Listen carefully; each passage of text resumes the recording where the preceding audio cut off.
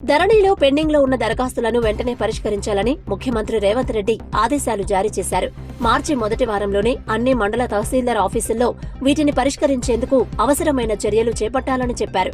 ధరణి committee చేసిన సూచనలను పరిగణలోకి తీసుకుని పెండింగ్ దరఖాస్తుల పరిష్కారానికి అవసరమైన విధి విధానాలను రూపొందించాలని రెవెన్యూ శాఖను ఆదేశించారు. రాష్ట్ర వ్యాప్తంగా ధరణిలో 2,45,000 పెండింగ్ కేసులున్నాయి.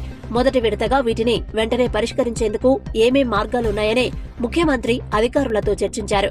రైతులను ఇబ్బంది పెట్టకుండా వెంటనే వీటిని పరిష్కరించేందుకు అవసరమైన ఉత్తర్వులు జారీ చేయాలని, మార్చి మొదటి వారంలోనే అందుకు ఏర్పాట్లు చేయాలని సీఎం అధికారులకు సూచించారు.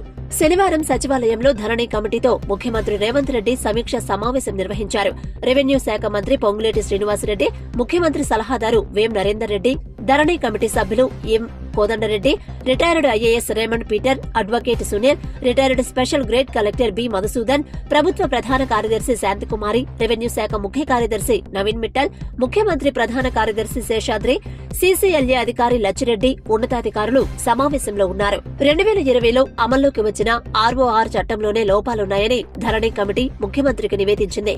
అప్పుడు కేవలం 3 నెలల్లో హడావిడిగా చేపట్టిన భూ సమగ్ర సర్వేతోనే కొత్త చిక్కులు వచ్చాయని చెప్పారు.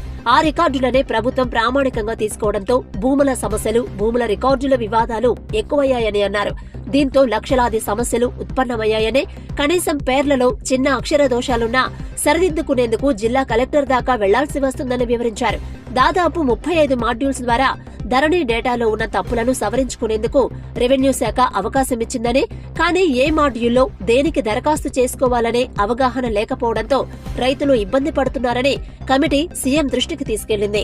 లక్షలాది దరఖాస్తులు ఇప్పటికే తిరస్కరణకు గురయ్యాయని, ఒక్కో తప్పును సవరించుకోవాలంటే 1000 రూపాయల ఫీజు చెల్లించాల్సి ఉండడం రైతులకు భారంగా మారిందని తెలిపారు.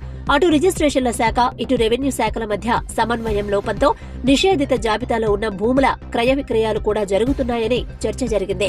ధరణి డేటాను వ్యవసాయ శాఖ ప్రామాణికంగా తీసుకుని రైతు బంధు ఖాతాలు జమ చేయడంతో ఇప్పటికే కోట్లాది రూపాయల ప్రభుత్వ ధనం దుర్వినియోగమైందని చర్చ జరిగింది.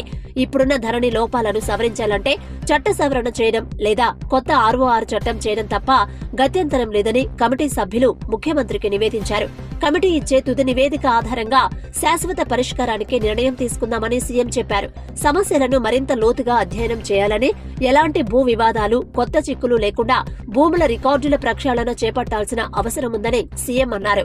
భూముల రికార్డులపై ప్రభుత్వం తీసుకునే నిర్ణయాలతో ఇప్పుడున్న లోపాలకు చెక్ పెట్టడంతో పాటు కొత్త సమస్యలు రాకుండా ఉండాలని సీఎం కమిటీ సభ్యులను అప్రమత్తం చేశారు. కమిటీ ఇచ్చే తుది నివేదిక ఆధారంగా శాశ్వత పరిష్కారానికి నిర్ణయం తీసుకుందామని చెప్పారు. అప్పటి వరకు తక్షణం పరిష్కరించాల్సిన సమస్యలపై దృష్టి పెట్టాలని సీఎం అన్నారు.